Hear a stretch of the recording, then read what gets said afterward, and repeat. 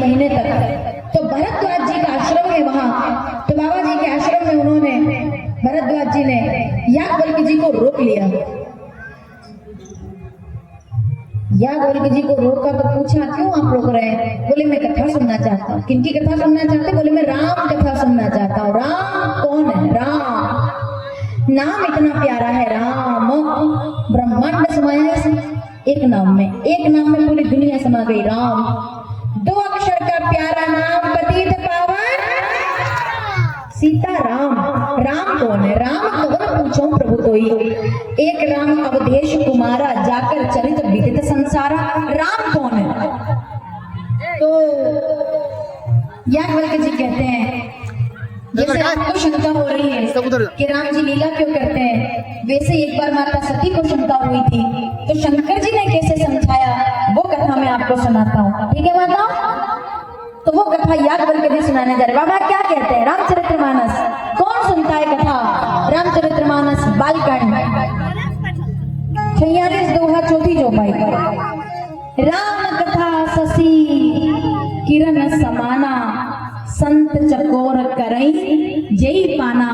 अंधेरी रात में चंद्रमा के उजाले के समान है कलयुग में राम कथा का होना, जो उजाला कर दे। मैं सुनना चाहता हूँ। तो सुनाई उन्होंने। बाबा ने कहा कथा का प्रारंभ कैसे हुआ, शंकर जी ने क्यों सुनाई माता सती को? तो सुनो। एक बार, ये कथा मुझे बड़ी अच्छी लगती है। त्रेता जुग मांगे कौन? शंभु गए कुंभज ऋषि पाही। शंकर भगवान कैलाश से उतर करके धरती पर आए, अपने लोक शिवलोक से उतर कर धरती पर आए और अगस्त मुनि के आश्रम में जाकर के दरवाजे पर खड़े हो गए। क्योंकि जब भी मन अशांत हो जाए, बेटा ये बच्चे बैठ जाओ, बैठो नीचे बैठो, इधर आना जाना कोई नहीं करेगा। माता ये जगह पैक कर देना बिल्कुल, ठीक है? ऐसे बैठना कि इधर जगह ही मत छोड़ो, और आपकी जिम्मेदारी है जो माताएं बैठी है, किसी को आने मत देना, इधर उधर ही रख देना बच्चों को, उधर आपके पास बैठा रहना। और इधर से भी ये कोशिश करना कि बच्चे इधर उधर ना दौड़े। कोई बच्चा पांडाल में नहीं खेलेगा, पूरा का पूरा मैदान है, उधर खेलो कूदो, मेले में मौज करो, लेकिन इधर गड़बड़ नहीं करना कोई। मतलब निवेदन है मेरा ये। तो शंकर भगवान जब भी मन शांत हो जाए ना, क्या करना चाहिए?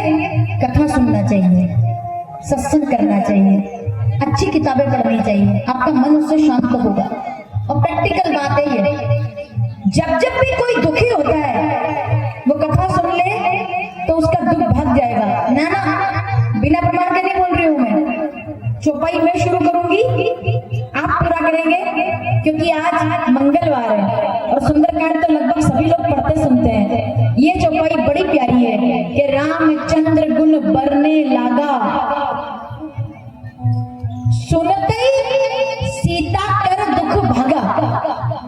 अशोक वाटिका में बैठी हुई जगत जननी सीता, उद्भव स्थित संहार कारिणी, जो इन तीनों का कारण है, श्रेय सर्वश्रेष्ठ करी सीता, जो सबका श्रेय करने वाली है, वो भगवती जब दुखी हो गई तो हनुमान जी ने उनको राम कथा सुना दी। और राम कथा सुनाई तो सुनते ही सीता कर दुख भागा, माता सीता का दुख भाग गया। कथा सुनने से दुख दूर होता है और कथा सुनने से आता है आनंद। तो सुनते ही सीता कर दुख भागा। शंकर जी जब भी वो कथा सुनते हैं तो वो आए, लेकिन अकेले नहीं आए। अब इधर के लोग जरा सावधान, किसको साथ में लाए? बताओ साथ में कौन आया है? दोनों हाथ जोड़ो, किसको साथ लाए? आहा, संग सती या देवी सर्वभूतेषु शक्ति रूपेण संस्थिता। शक्ति मुद्रा से प्रणाम करो जरा। संग सती जग जननी भवानी, पूजे ऋषि अखिलेश्वर जाने। जगदम्बा को साथ में लाए हैं। कौन साथ आई है? जगदम्बा आई है। सती शिवा तू, मेरे शब्दों पर ध्यान देना, सती शिवा तू साधिका। क्या बात है? कौशिकी तू मंगला, शारदा तू पद्मजा, तू चंडिका तू चंचला, हिंगलाज ब्राह्मी बगलामुखी विशालिके, हे भवानी भैरवी मृणालिनी शिवालिके, जयति जयति जगत जननी जयति जगत पालिके, हे भवानी भैरवी मृणालिनी शिवालिके। जगदम्बा आइए, बोलिए जगदम्बे मात की। शंकर जी अकेले नहीं आए, किसको साथ लाए? सती जगदम्बा को। लेकिन एक बात है, अब यहाँ देखो आप, आई तो जगदम्बा है लेकिन गई वो जगदम्बा नहीं है साथ में। अब वो दक्ष कन्या जाएगी बनकर। आई थी शिव जी की पत्नी बनके, पर जाएगी दक्ष की बेटी बनके। कैसे सुनेंगे आप आगे।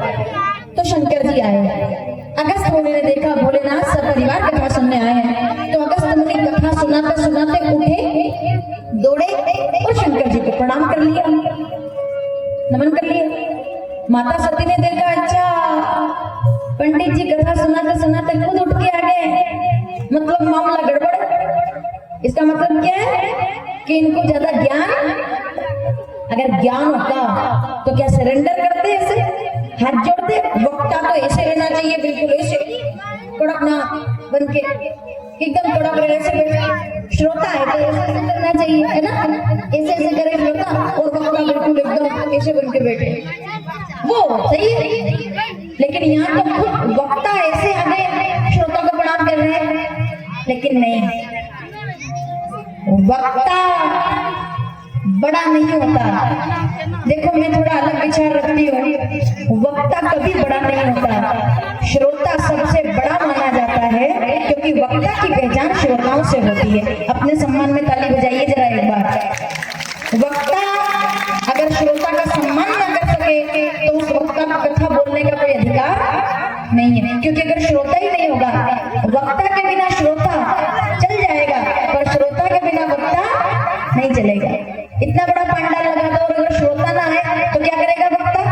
किसको कथा सुनाएगा? माइक वाले को, टेंट वाले को, संगीत वालों को? क्या वो सुनो? नहीं। इसीलिए मैं हमेशा कहती हूँ, विनम्रता बहुत जरूरी है। चाहे वक्ता हो, श्रोता हो, देने वाला हो, दान लेने वाला हो, विनम्रता होनी चाहिए। तो अगस्त मुनि ने विनम्रता सिखाई है। चाहे कितने बड़े वक्ता बन जाओ, पर अपने श्रोता को कभी कमजोर, क्या पता इन श्रोताओं की भीड़ में, मेरी उम्र तो माताओं बहुत छोटी है, 28-29 साल की इस पूरी उम्र में मैंने एक बात समझी है बहुत अच्छे से। मुझसे उम्र में और ज्ञान में बड़े बड़े लोग यहाँ बैठे हैं। ऐसे कितने लोग बैठे होंगे यहाँ जिन्होंने जिंदगी भर रामायण रट करके अलग रख दी होगी, जो रोज पुराण पढ़ते होंगे, गीता पढ़ते होंगे। मैं क्या आपको कथा सुना सकती हूँ? ये तो आपका बड़प्पन है कि आप लोग यहाँ इतनी विनम्रता से कथा सुनने के लिए आते हैं। ये कथा का प्रभाव है जो आप यहाँ इतनी गर्मी में बैठे हुए हैं, ये वक्ता का नहीं, ये कथा का प्रभाव होता है। तो अगस्त मुनि दौड़े और शंकर जी को प्रणाम कर लिया, पर सती जी नहीं समझ पाई। उनको क्या लगा कि इनको कथा ज्यादा आती नहीं है, इसलिए आके प्रणाम कर लिया। ठीक है भैया, अंदर आए, शंकर जी कथा सुनने बैठे, अगस्त मुनि कथा सुना रहे। यही दिवस बीते, यही भांति कुछ दिन बीते, कुछ माह बीत गए। अब शंकर जी तो कथा सुन रहे मन से, पर अब देखो, कथा में बैठना और कथा ढंग से सुनना दोनों में बड़ा अंतर है। कैसे? अब देखिए आप, शंकर जी ने कथा सुनी, कई माह बीत गए और उन्होंने कहा ठीक है अब चलते हैं। अगस्त मुनि ने कहा ठीक है बढ़ा, चलो कोई बात नहीं। शंकर जी चले, जैसे उठे ना भोलेनाथ, अब इतने महीने से कथा सुन रहे थे, तो उनके मन में क्या आया? संकल्प आया, शिव संकल्प हुआ कि काश कि जिनकी कथा मैंने सुनी तो मेरे काम तो धन्य हो गए, लेकिन जिनकी कथा सुनने से कर्णों को अभिराम मिल गया, अगर उनकी आंखों से दर्शन भी हो जाता तो मेरा कथा सुनना सफल हो जाता। काश कि मुझे नजर और आ जाए, क्योंकि असंभव भी नहीं है।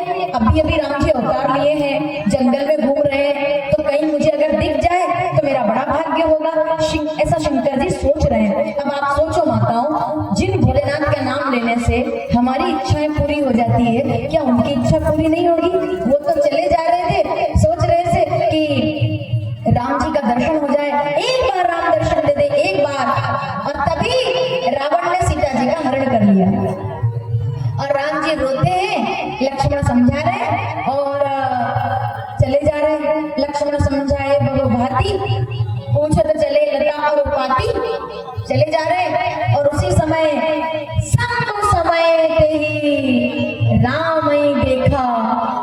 समय शंकर जी ने राम जी का दर्शन कर लिया, दूर से देखा है और राम जी को देख करके भोलेनाथ आंखों में आंसू आ गए, त्रिशूल डमरू एक तरफ रख दिया और जैसे ही देखा, बोलो रामचंद्र भगवान की। संभो समय ते राम ही देखा और उपजा आनंद विशेषा, विशेष आनंद हुआ। और क्या किया भोलेनाथ ने? दोनों हाथ जोड़ लिए और दोनों हाथ जोड़कर वो क्या कहते हैं? बाबा कहते हैं, जय सच्चिदानंद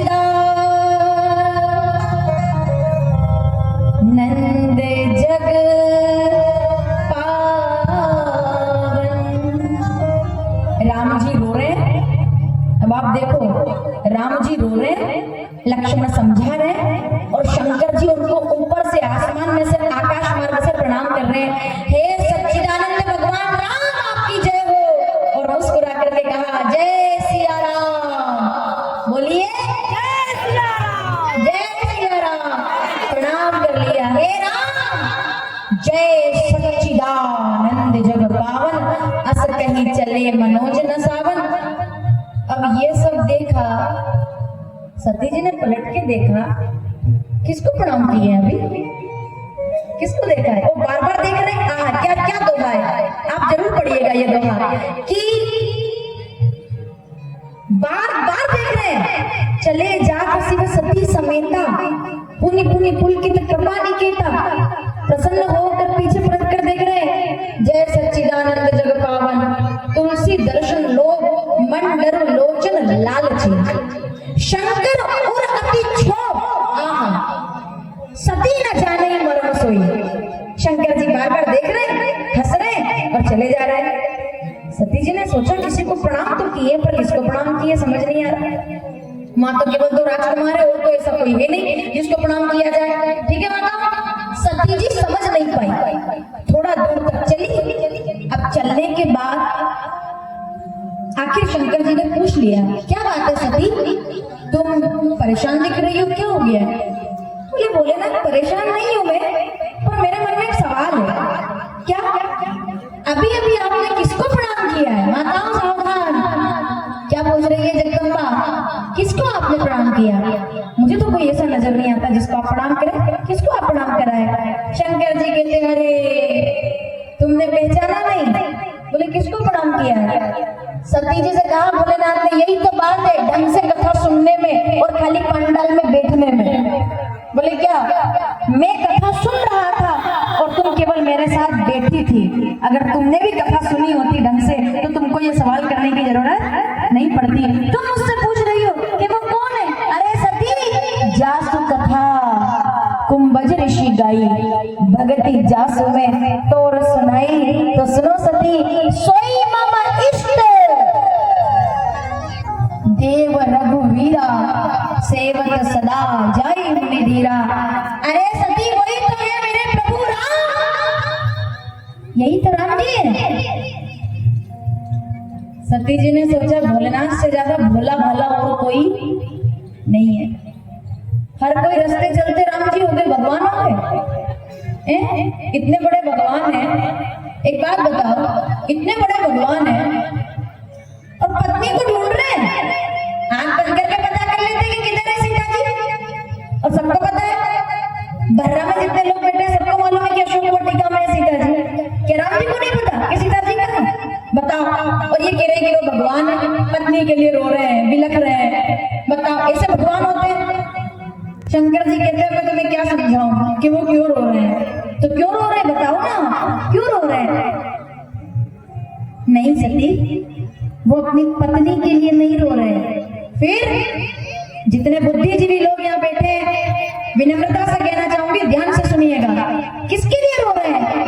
अरे वो पत्नी के लिए नहीं रो रहे, वो तो अपनी भक्त सीता के लिए रो रहे हैं, क्योंकि जो मेरे लिए रोता है मैं उसके लिए रोता हूँ।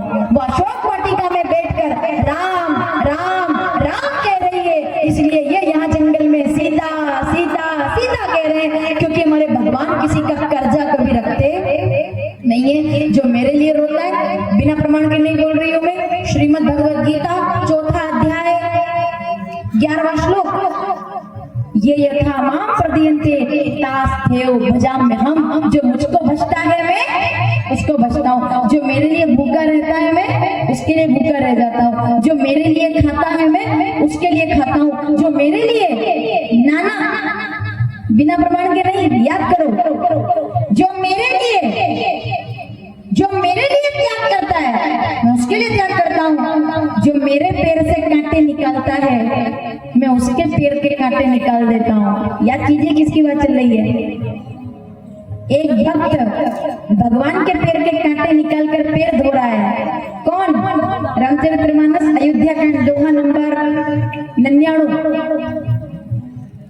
और ये चौपाई सबको याद है। हम सुनेंगे कथा के, आज क्या दूसरा दिन है, कल होगा राम जन्म, परसों होगा राम विवाह, 5वें दिन में होगा राम वनवास, हाँ 6ठे दिन में ये पूरी कथा सुनेंगे। 6ठे दिन में किसकी? याद करो। मांगी नावना केवट आना, कहीं तुम्हार मरम में जाना, चरण दो तो मैं आपको पार लगाऊंगा। सबको याद है बात। सुनी केवट के बेन दोहा नंबर 100। प्रेम लपेटे अटपटे, तो राम जी के पैर धोए केवट ने। तो राम जी ने कहा केवट भैया तुमने मेरे पैर धो दिए, मैं किसी का कर्जा नहीं रखता हूँ, लाओ मैं भी तुम्हारे पैर धोना चाहता हूँ। केवट ने हाथ जोड़ के कहा नरक में थोड़ी जाना है मुझे, जो आपसे पैर धुलवाऊंगा ना, ये नहीं होगा। बोले नहीं, पैर तो मैं तुम्हारे जरूर धोऊंगा। केवट ने कहा नहीं, ऐसा हो सकता है क्या कि आप मेरे पैर धो? ना, ऐसा नहीं होगा। भगवान कहते कोई बात नहीं माता, अब केवट का नाम तो मुझे याद है पर अगला नाम मैं भूल गई, और वो नाम आप मुझे याद दिलाओगे। राम जी कहते इस जन्म में तुमने मेरे पैर धोए हैं, अगले जन्म में, इस जन्म में मैं तुम्हारे दरवाजे पर चल के आया हूँ, तुमने मेरे पैर धोए हैं, अगले जन्म में तुम मेरे दरवाजे पर चल के आओगे और मैं तुम्हारे पैर धो करके अपना कर्जा उतारूंगा। अब कथा तो मुझे याद है पर मैं नाम भूल गई, क्योंकि नाम मैं आपसे पूछूंगी। बताइए किसके पैर धोए भगवान ने? धोती कटी सी फटी दुपट्टी, मैं नाम भूल जाऊंगी, याद दिलाना। धोती कटी सी फटी दुपट्टी, प्रभु पूछन आए बसे के ही ग्रामा, पूछन दीन दयाल को धाम। मुझे अब भी नाम याद नहीं आया, एक साथ तैयार रहना सब। पूछत दीन दयाल को धाम, बतावत आपका नाम।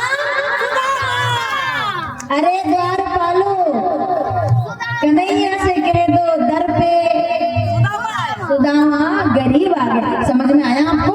अगर तुम मेरे पैर धोओगे तो मैं तुम्हारे पैर धोऊंगा, अगर तुम मेरे लिए राम राम राम राम करोगे अशोक वाटिका में, तो मैं जंगल में सीता सीता सीता। इसलिए जब जब भी आप राम राम बजते हो ना, तो भगवान भी आपका नाम जपते हैं कि मेरा भक्त मुझे याद कर रहा है। बिना प्रमाण के नहीं बोल रही हूँ मैं। रामचरितमानस तुम्हें छाड़ी, रामचरितमानस अयोध्या कांड 129 दोहा तीसरी चौपाई। तुम्हें छाड़ी दूसर गति नाही, राम बसे तिनके मन माही। जो मुझे बचता है मैं उसको बचता हूँ। माताओं समझ में आया? शंकर जी ने कहा सती अब मैं तुम्हें क्या समझाऊं, वो पत्नी के लिए नहीं रो रहे, वो तो कर्जा उतार रहे हैं। और दूसरी बात, वो रावण छुपके छुपके देख रहा है कि सब कहते हैं कि ये भगवान है, अभी पता चल जाएगा। अगर ये रोएंगे तो ये इंसान, नहीं रोएंगे तो भगवान। तो राम जी पेड़ के पीछे छुप के देखने आया है कि रोते हैं कि नहीं रोते। अगर रोएंगे तो समझ जाऊंगा कि कोई साधारण इंसान है, तो राम जी रोने लग गए। 3 कारण सुनना, 3, और तीसरे वाले में आनंद आएगा आपको। दूसरा कारण रोने का, क्योंकि रावण देख रहा था, तो रावण छुप छुप के देख रहा है और देवताओं को ताना मारता है और कहता है कि देखो देवताओं, राम देखो मैंने नकली हिरण दौड़ाया और सीता का हरण कर लिया। राम रोने लगे। ठीक है, रावण बोला पेड़ के पीछे छुप के देवताओं से कि देखो मैंने नकली हिरण दौड़ाया, नकली माया का हिरण दौड़ाया और सीता का हरण कर लिया। तो राम जी 2 पल के लिए मुस्कुराए और कहते हैं रावण अगर तू माया भी है ना तो तू भूल गया है क्या? लिख लो रामचरितमानस उत्तरकांड 77वां दोहा तीसरी और चौथी चौपाई। परबस जीव सो बस भगवंता, जीव अनेक एक श्रीकंता। जिसने ये चौपाई पढ़ी होगी, मैं तो कहती हूँ कि पूरी रामायण मत पढ़ो आप, आपके पास समय नहीं है, मत पढ़ो पूरी रामायण, खाली ये 2 चौपाई पढ़ लेना। हर वेद का, उपनिषद का, सांख्य का, योग का, द्वैत, अद्वैत, अचिंत्य, अभेद्य, अद्वैत, हर दर्शन आप इन 2 चौपाई में कर लोगे। लिख लो, ये चौपाई काम की है। रामचरितमानस, उत्तरकांड, सत्योत्तरवा दोहा, तीसरी और चौथी चौपाई के परबस जीव स्वबस भगवंता। अब जरा सावधानी से सुनिएगा। रावण ने कहा, राम देखो मैंने नकली हिरण दौड़ाया और तुम्हारी सीता का हरण कर लिया। तो राम जी एक पल के लिए मुस्कुराए, बेटा ज्यादा इतराने की जरूरत नहीं है, क्योंकि तू तो माया भी है, मैं तो मायापति हूँ। जिस माया के दम पर तू इतना उचक रहा है ना, वो माया मेरी दासी है। माना माता अगर समझ में आ जाए तो समर्थन करना। क्या बोला रावण कि मैंने नकली हिरण दौड़ाया और सीता का हरण कर लिया। तो राम जी कहते हैं, अगर तू मायावी है तो मैं मायापति हूँ। अगर तेरा हिरण नकली था तो मैंने भी कौन सी असली सीता दे दी है। सीता भी तो माया की थी, जैसा तेरा हिरण था वैसी तो मेरी सीता थी। जब तक तूने माया रची होगी उसके पहले माया बना चुका था मैं। तेरे सोचने से पहले तुझे तो फिर भी मारीच को जाकर के हिरण बनाना पड़ा। उसके बहुत दिन पहले मैंने माया की सीता बना दी थी, क्योंकि तू माया भी है, मैं मायापति हूँ। समझ रहे हैं आप? तो राम जी रो रहे हैं। 2 कारण समझ में आ गए आपको? सती जी कह रही है चलो ठीक है, चलो ठीक है, सब बात मैंने मान ली, पर वो रो रहे हैं, आप क्यों हंस रहे हो, आप क्यों मुस्कुरा रहे हैं? एक बात बताओ, अगर आपका कोई दोस्त है, भगवान को आप अपना दोस्त मानते हो? शंकर जी कहते बिल्कुल मानते हैं। तो अगर कोई दोस्त रो रहा है, मानो, और जितने बुद्धिजीवी लोग बैठे हैं सावधान, अगर आपका कोई दोस्त है और अगर वो रो रहा है तो उसको रोता हुआ देखकर आप दुखी होगे कि हंसोगे? जल्दी बताओ। अगर आपका कोई दोस्त है ना, इससे अच्छा बोलने के लिए अब मेरे पास कुछ भी नहीं है। अब जो मैं बोलने वाली हूँ, राम जी रो रहे हैं और शंकर जी मुस्कुरा कर राम राम राम खुश होकर के दर्शन कर रहे हैं। सती जी कहती है ये तो मामला गड़बड़ हो गया। आप उनको दोस्त कहते हो, सखा है आपके, मान लो भगवान भी और इष्ट भी और दोस्त भी है। तो अगर दोस्त रोए तो क्या दोस्त को हंसना चाहिए कि रोना चाहिए? शंकर जी कहते हैं बिल्कुल, अगर दोस्त दुखी है तो दूसरे दोस्त को उसको देख करके हंसना नहीं चाहिए। तो भोलेनाथ फिर आप मुस्कुरा क्यों रहे हो? तो शंकर जी कहते हैं मेरी पूरा फटा कुर्ता पहन करके मंच पे भीख मांग रहा है, नाटक कर रहा है कि भैया सुबह से कुछ नहीं खाया, 4 दिन से भूखा हूँ, बड़ा गरीब आदमी हूँ। और अगर उसका दोस्त सामने बैठ करके नाटक देख रहा है तो वो हंसेगा कि रोएगा? हंसेगा। वो तो हंसेगा कि पागल नाटक कर रहा है, ड्रामा कर रहा है, मेरे को पता है करोड़पति पिताजी का बेटा है। तो पास वाला कहेगा तुम क्यों हंस रहे? बोले क्योंकि मैं इसको जानता हूँ, ये मेरे जानने वाला है, ये खाली नाटक कर रहा है, वास्तव में तो ये करोड़पति है, पर ड्रामा कर रहा है ना, उस नाटक में ये गरीब आदमी का रोल कर रहा है, उसके लिए कपड़े फटे पहने हैं, पर मैं इसको जानता हूँ कि ये गरीब नहीं है। समझ में आया आपको? शंकर जी कहते हैं मुझे भी पता है कि वो रो रहे हैं, और मुझे ये भी पता है कि वो नाटक कर रहे हैं, वो लीला कर रहे हैं। अगर मैं वहां जाकर उसके सामने दुखी हो जाऊंगा तो भर्रा के लोगों को पता चल जाएगा कि राम जी तो भगवान, सब जान जाएंगे कि भगवान है तो लीला कर रहे हैं। तो लीला देखने में आनंद क्या आएगा बताओ? आएगा आनंद? अच्छा चलो माताओं, आप टीवी देखते हो ना? सब देखते हैं, सास बहू के नाटक भी देखते हो, उसमें बहू रोती है, सास मतलब दुख देने वाली टीवी। अब एक बात बताओ, वो जो लड़की रो रही है उसमें घूंघट लेकर इतना, वो सही में रो रही है कि नाटक कर रही है? बताओ। नाटक कर रही है। क्यों कर रही है? क्योंकि वो टीवी पर ड्रामा चल रहा है। अब उसको देख के आप कैसे खुश होते हो कि बस आज तो चाटा पड़ने वाला है, आज इसको जाकर के चाटा मारेगा, आज इसका सब सामने आ जाएगा। उस टीवी को देख कर उसमें कि वो रोती है तो आपको लगता है कि दुखी हो रही होगी बेचारी, जबकि 10 मिनट के बाद वो चाय पीती है, वापस जूस पीती है, फिर नाटक करने आ जाती है। शंकर जी कहते हैं मैं भी तो नाटक ही देख रहा हूँ, ये लीला है सती, ये कुछ भी सत्य नहीं है। इसीलिए ये भगवान है, ब्रह्म है। इतना समझाने पर भी आप समझ गए पर सती जी नहीं समझे, इतने पर भी नहीं समझे। तो शंकर जी ने हाथ जोड़ लिए कि भैया दुनिया में सबको समझाना सरल है, लेकिन अब ये तो इधर के लोग बताएंगे, अपने को तो अनुभव नहीं है, लेकिन जितने पति बैठे हैं जरा और सोच समझ के बोल रहा हूँ, आपको घर जाना है, मेरा कुछ नहीं बिगड़ेगा। सोच के सोचो और सोच के बताओ कि दुनिया में सबको समझाना सरल है, पर पत्नी को समझाना, एक टाइम तक तो पति कोशिश करते हैं कि देवी समझ जाओ, और जब ना समझे उन्होंने कहा हो जब चलो उठाया बेग और आ गए मेले में, समझ ही नहीं आ रहा। तो माताओं इसमें कोई दिक्कत वाली बात नहीं है। जब शंकर जी हार गए तो फिर हाथ जोड़ दिए उन्होंने। शंकर जी ने कहा हो या वही जो राम रचि राखा। नहीं भैया, इतना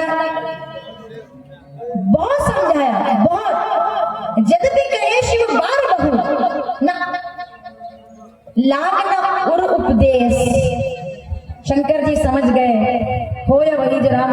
सती अगर फिर भी तुम्हें शंका हो रही है ना तो एक काम करो, क्या चौपाई है, जो तुम रे मन अति संदेहु तो किन जाई परीक्षा लेहु। जाओ देवी परीक्षा कर लो। सती जी ने कहा यही ठीक रहेगा। सती जी आई और केवल आई थोड़ी, आकर के सीता जी का रूप धर लिया। बताइए, और सीता बन के आ भी गई, सामने चलने लगी। थोड़ा सोचो इस बारे में। शंकर जी ने क्या कहा, सती सावधान, जो भी करो सोच के करना, सावधान। जा तो रही हो, सोच के करना। नहीं, इतने प्रयास किए, इतनी कोशिश की, लेकिन फिर भी नहीं मानी।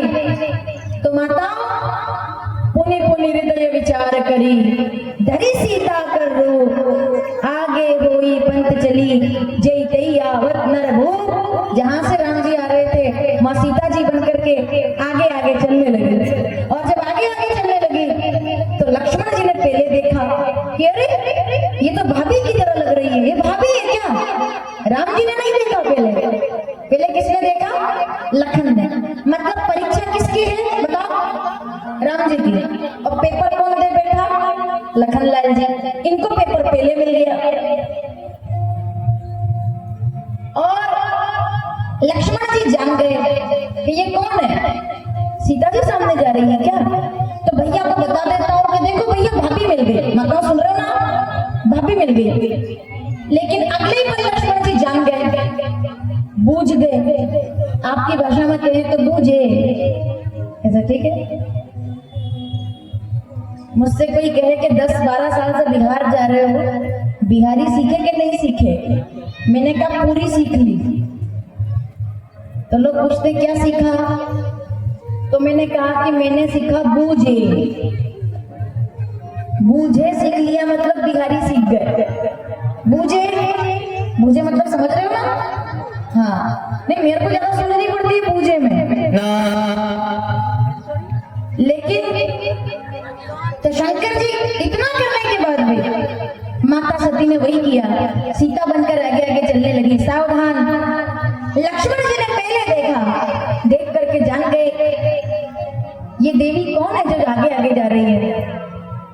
लक्ष्मण जी से किसी ने पूछा तो लक्ष्मण जी कहते हैं सबसे पहले मैं जान गया था कि ये देवी कौन है, मैं नहीं जानता, पर ये मेरी सीता भाभी तो बिल्कुल भी नहीं है। तो किसी ने पूछा तुमको कैसे पता कि वो भाभी सीता नहीं है? पीछे तक बैठी माताओं सावधान। लखन भैया क्या कहते हैं कि इतना तो मैं भी जानता हूँ कि ये जो देवी आगे आगे जा रही है ये मेरी भाभी नहीं हो सकती। हाँ, ये सीता जी दिख रही है पर ये सीता जी नहीं है, क्योंकि मेरी भाभी तो कभी भी राम जी के आगे आगे नहीं चलती है, वो तो हमेशा राम जी के पीछे पीछे चलती है। जो आगे आगे जा रही है वो मेरी भाभी। पति के ना तो बहुत पीछे चलना चाहिए, ना पति के बहुत आगे चलना चाहिए। पत्नी वही है जो पति के साथ चले। ठीक है। पति के आगे आगे चलना मतलब पति को बुद्धू समझना। इस बात को ठीक से समझना, मैं गलत तो नहीं बोल रही हूँ। आप सब बहुत अच्छे लोग बैठे हैं, एक निवेदन है मेरा आप लोगों से। अभी जो मामला चल रहा है ना, बड़ा गड़बड़ चल रहा है भाई, खतरनाक। एक कड़वी सच्चाई आप लोगों को बताने जा रही हूं मैं। इस बात का क्या मतलब है कि वो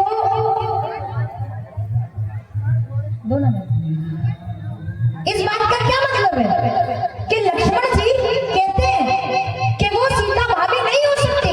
क्यों?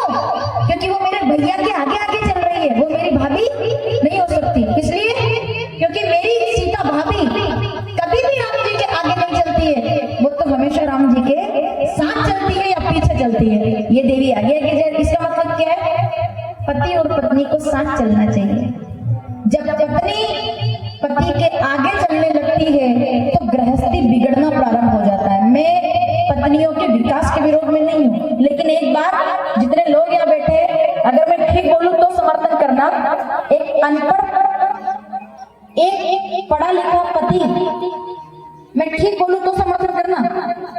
एक पढ़ा लिखा पति अनपढ़ पत्नी के साथ पूरी जिंदगी बिता सकता है। मेरी उम्र बहुत छोटी है, मैं ठीक बोल जाऊं तो समर्थन करना। एक पढ़ा लिखा पति है और पत्नी अनपढ़ है तो उनकी जिंदगी आराम से नहीं। पत्नी एक अनपढ़ पति के साथ पूरा जीवन नहीं बिता सकती। क्यों? क्योंकि उसको तकलीफ हो जाती है। मैंने गलत तो नहीं कहा। एक पढ़ा लिखा पति अयोग्य हो, पत्नी अनपढ़ हो, तब भी जिंदगी निकाल लेगा।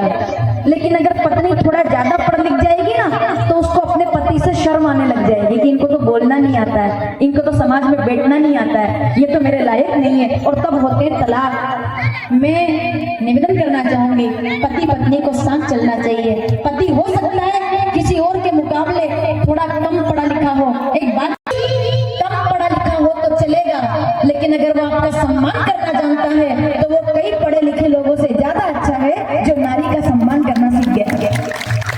अगर आपका पति है और वो अनपढ़ है और वो आपका सम्मान करता है ना, तो उसका सम्मान करना। हो सकता है आपके पति उतने योग्य ना हो जितना आप कभी आपस में सहेलियां बात करती हो कि मेरे पति इंजीनियर है, मेरे पति डॉक्टर है, और आप कहोगे मेरे पति किसान है।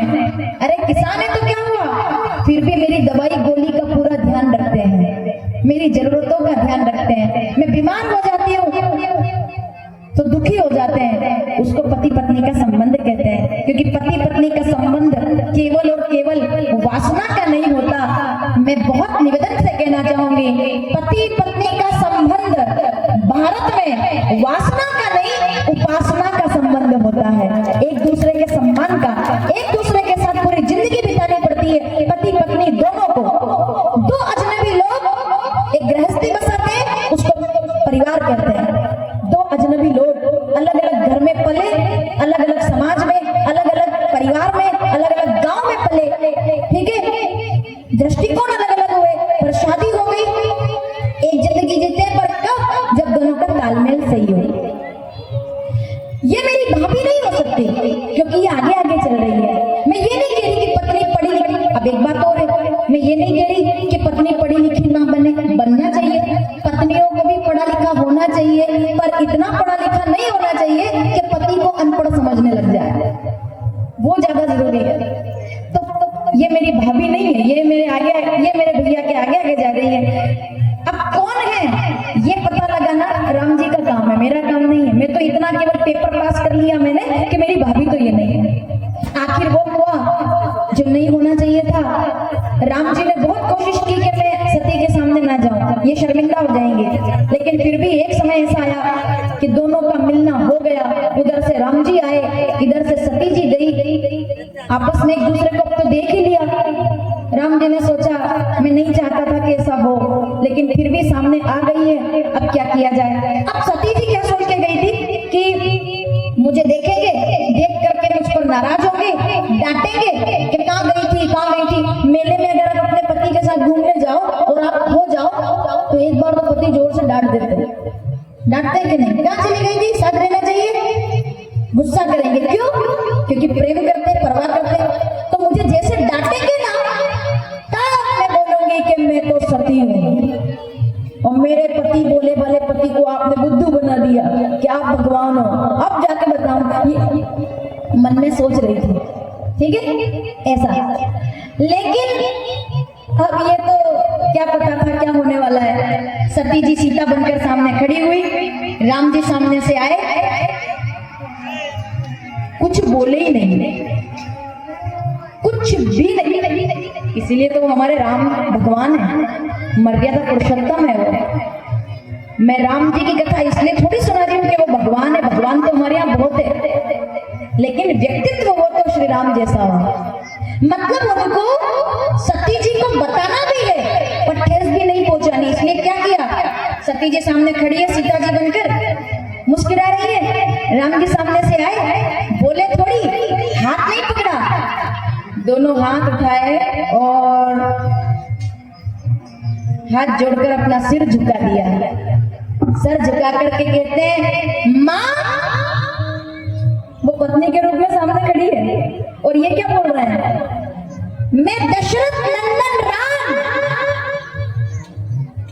जवाब देने का तरीका देखो आप, मैं दशरथ नंदन राम छोटे भाई लक्ष्मण के सहित जगदम्बा के चरणों में प्रणाम निवेदन करता हूँ।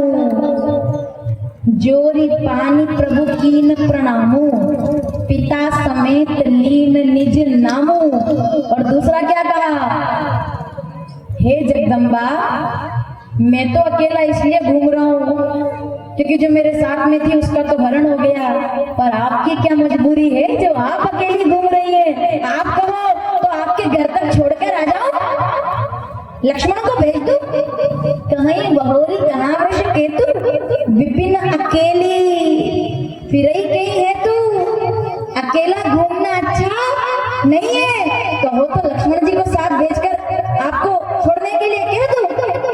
भैया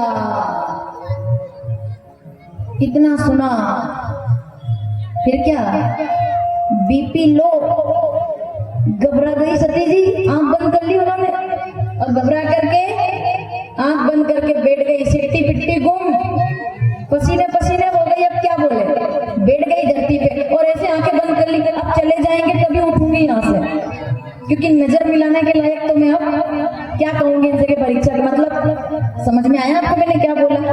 वो आई थी परीक्षा करने आई थी, पता चला खुद ही सस्पेंड होने वाली है, क्योंकि अब तो मामला गड़बड़ हो गया।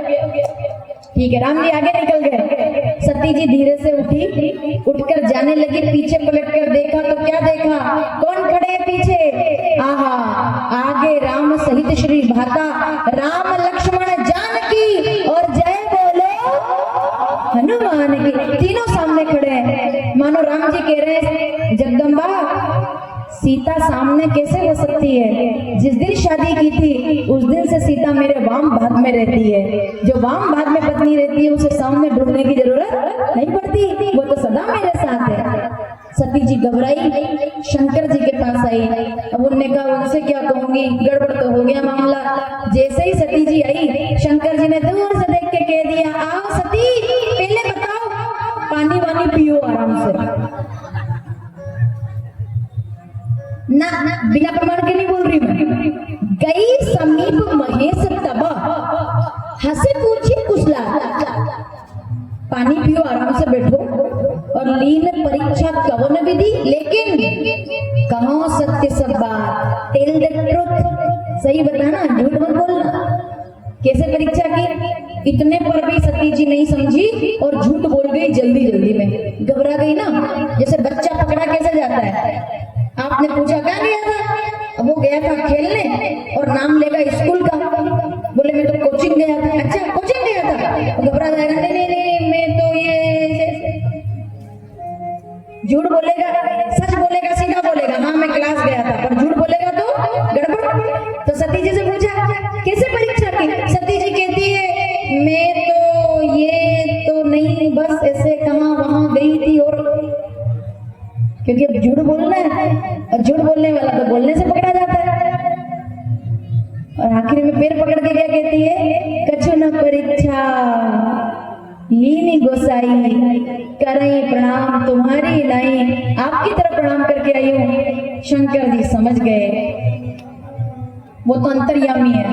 सती कपट जानी सुर स्वामी, सब दर्शी हर अंतर्यामी। आंख बंद की और पता लगाया, पूरी सीसीटीवी कैमरे की फुटेज जो वीडियो बना सब एकदम से सामने आया है कि सती जी ने परीक्षा की है, सीता बनकर गई थी और अब शंकर जी उदास हो गए। अब जो कराऊं सती सन प्रीति, मिटाई धर्म पथ। अब जब जब भी सती को देखूंगा तो इनमें मुझे माता सीता नजर आएगी, इसलिए अब ये पत्नी कहलाने के योग्य नहीं है। मैं भोलेनाथ सती को पति के रूप में त्याग करता हूँ, अब ये मेरी पत्नी नहीं रही। भगवान के लिए त्याग कर दिया। सती जी सोच रही है, आसमान से फूल बरस गए, बोले भोलेनाथ आपकी जय हो, आपने किया ये। सती जी पूछ रही, बताइए ना क्या संकल्प किया आपने? बोले कुछ नहीं। तो फिर दुख नहीं देना चाहते उनको। कैलाश पर आए, ध्यान में बैठ गए। सबसे बड़ा उपाय क्या है बताऊं मैं आपको? बताऊं, कभी अगर आपको कोई दुखी कर दे ना, कभी कोई भी बोलो मत, जवाब मत दो, मौन हो जाओ। मौन मौन जिसने मौन रहना सीख लिया उसने जीवन जीना सीख लिया। जितना बोलोगे उतना उलझोगे, जितना मौन रहोगे ना आपका सम्मान और आपकी वैलिडिटी उतनी बढ़ेगी। इसके लिए जरूरी है मौन हो जाना। शंकर जी मौन हो गए, आंख बंद करके बैठ गए। सती जी समझ गई कि मैंने गलती तो की है, मुझसे गलती हुई है, मैं माफी मांग लूंगी। भोलेनाथ जागेंगे तो माफी मांग लूंगी। लेकिन 87,000 वर्ष तक शंकर जी ने आंखें नहीं खोली। कितने? 87,000 सहस 87 वर्ष, यानी कि 87,000 वर्ष तक माता सती एक पैर पर खड़ी रही कि शंकर जी जागेंगे तो माफी, तुरंत माफी मांगूंगी कि मैंने ऐसा ऐसा किया है, और ये हो भी जाता। लेकिन एक गड़बड़ और हो गई। क्या हुआ? दक्ष बन गए प्रजापति, उनने रख दिया बहुत बड़ा यज्ञ। अब शंकर जी से उनका था थोड़ा सा मनमुटाव, तो सप्तपत्रिका दी पर शंकर जी को नहीं बुलाया, क्योंकि जब ये प्रजापति बने तो शंकर जी ने इनका सम्मान नहीं किया, क्योंकि वो तो राम जी को प्रजापति मानते हैं, तो नहीं किया सम्मान। तो दक्ष ने किया यज्ञ और यज्ञ में बुलाया नहीं इनको। इधर शंकर जी के जागने के 15 दिन पहले बड़े बड़े विमान आसमान से निकलने लगे। तो माता सती ने विमान उतरा एक कैलाश पर, पूछा देवियों आप सब कहाँ जा रही हैं? देवियां कहती है कितनी गजब बात है, हमसे पूछ रही हो कहाँ जा रहे हैं? आपके घर में इतना बड़ा प्रोग्राम है, लगता है आपको नहीं बुलाया। आपके घर में क्या चल रहा है? आपके घर में क्या हो रहा है? आपके घर में क्या लड़ाई हो रही है? ननन ने क्या बोला है? ननन का मतलब जानते हो ना? ननन पति अगर है तो जो उनकी बहन है उसको ननन कहते हैं। ननन ने क्या बोला है, भाई ने क्या बोला है, भाभी ने क्या बोला है, ये बात घर के आंगन से कभी बाहर नहीं जानी चाहिए, क्योंकि लोग चाय पिलाएंगे, आपके घर की बुराई सुनेंगे, और जैसे ही आप जाओगे आपके परिवार की मजाक उड़ाना शुरू कर देंगे। इसके लिए कभी अपने घर की बात बाहर जाकर, भैया इधर से ये आवाज ना हो ज्यादा, जो दोनों भाई बैठे उतने ही लोग बैठे हैं वहां जिनकी जरूरत है, बातचीत ना करें आप बिल्कुल भी, या अथवा ये जगह छोड़ के जा सकते हैं आप। जिनकी जरूरत है केवल वही लोग बैठेंगे अगर आप उससे संबंधित है तो, वरना आप बातचीत नहीं करेंगे। बातचीत करने के लिए पूरा मेला उधर है। तो अगर आपके घर की बात लोग आपको बुलाएंगे, बुला करके चाय पिलाएंगे, पूछेंगे कि और बताओ क्या हुआ, और बताओ, ये गलती कभी मत करना, क्योंकि कोई भी आपकी भलाई चाहने वाला नहीं है। मैं गलत तो नहीं बोल रही हूँ? अगर आपके घर में कुछ भी हुआ है तो उसकी जिम्मेदारी आपकी है, दूसरों की नहीं है। अपने घर का ख्याल रखना आपकी जिम्मेदारी है। तो याज्ञवल्क्य जी कहते हैं, माता सती ने कहा नहीं नहीं ऐसी बात नहीं है, मेरे पिताजी आए होंगे, हम मिले नहीं। देवियां कहती है भले ही मत छुपाओ, हमको तो सब पता है कि ससुर और दामाद में बिल्कुल नहीं बनती, इसीलिए नहीं बुलाया। इतना कह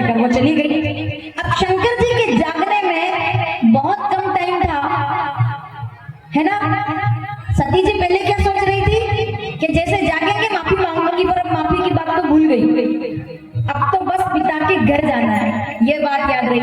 शंकर जी जाग गए, राम राम राम शिव सुमिरन लागे, जाने वो सती जगतपति जागे। कि वो जाग गए, तुरंत पूजा की थाली लाई। अब ये मौका था, अगर वो चाहती तो माफी मांग लेती, बात खत्म हो जाती, लेकिन नहीं। शंकर जी से कहा आरती उतार कर। शंकर जी ने कहा, मुस्कुराए, सामने खड़ी हो गई, पास में बैठने नहीं दिया। सती वहीं रहो, इधर बैठने जा रही थी ना, इस बात को ढंग से सुनना। सती जी ने आरती उतारी तो शंकर जी ने क्या कहा, वहीं रहो, वाम भाग में बैठने की जरूरत। तो सती जी से कहा, मांगो, क्या मांगती हो। कितना अच्छा मौका था माफी मांगने का। क्या बोली, बोले जल्दी तैयार हो जाओ, जल्दी तैयार हो जाओ, हमें जाना है। अरे भाई, तो कहाँ जाना है, मेरे पिताजी ने बहुत बड़ा यज्ञ रखा है, सबको बुलाया है, चलिए ना भोलेनाथ, मैं आपका इंतजार कर रही थी। अब आप जाग गए तो मेरे साथ चलिए, जल्दी तैयार हो जाइए बस। शंकर जी ने कहा, अच्छा प्रजापति दक्ष ने यज्ञ रखा है। बोले हाँ चलिए, चलते ना, चलते। पर क्या प्रजापति आएंगे बुलाने के लिए, लाओ मेरी बात कराओ, ससुर जी से मैं भी प्रणाम कर लेता हूँ, मिल लेता हूँ। सती जी कहती है, पिताजी तो आए क्या, नहीं आए। अच्छा चलो कोई बात नहीं, भाई साहब तो आए होंगे, साले साहब, तुम्हारे भाई, इतने भाई हैं, कोई एक तो आया होगा तुमको लेने के लिए। सती जी कहती है, भाई तो सब वहां बिजी है ना, व्यस्त है, नहीं आए। आप चलिए ना, अब अपन चलते हैं। अच्छा चलो, पिताजी नहीं आए, भाई नहीं आया, पत्रिका तो आई होगी, लाओ पत्रिका दिखाओ, क्या लिखा है, कौन से बगीचे में प्रोग्राम है, कौन से स्थान पर आयोजन है, टाइमिंग क्या है। सती जी कहती है, पत्रिका तो माताओं बताओ, पत्रिका आई है क्या, नहीं आई। बोले पत्रिका तो नहीं आई है, खबर मिली है मुझे, चलो ना चलते हैं। शंकर जी कहते हैं, सावधान सती, तुम कहोगी मैं कहीं भी चलने को तैयार हूं, लेकिन तुम ये याद रखना कि भाव नहीं, आदर नहीं, नहीं नैनन में नेह, तो तुलसी तहाना जाइए, चाहे कंचन बरसे में।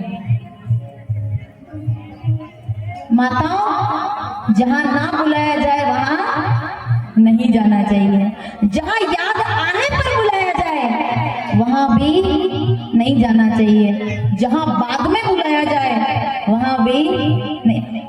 ऐसा कई बार होता है कि पत्रिका ऐसे तो दी नहीं और सामने आ गए तो शर्मिंदा होके बोल दिया, आप भी आ जाना ना। अपने घर की सूखी रोटी खा लेना, लेकिन बिना बुलाए किसी और के घर जाकर गुलाब जामुन खाने की इच्छा नहीं रखनी चाहिए, क्योंकि सम्मान की रोटी ज्यादा अच्छी है बेइज्जती के गुलाब जामुन से। इज्जत और सम्मान से बड़ा कुछ नहीं है। बिना बुलाए मत जाओ सती, सम्मान नहीं मिलेगा, तुम दुखी हो जाओगी।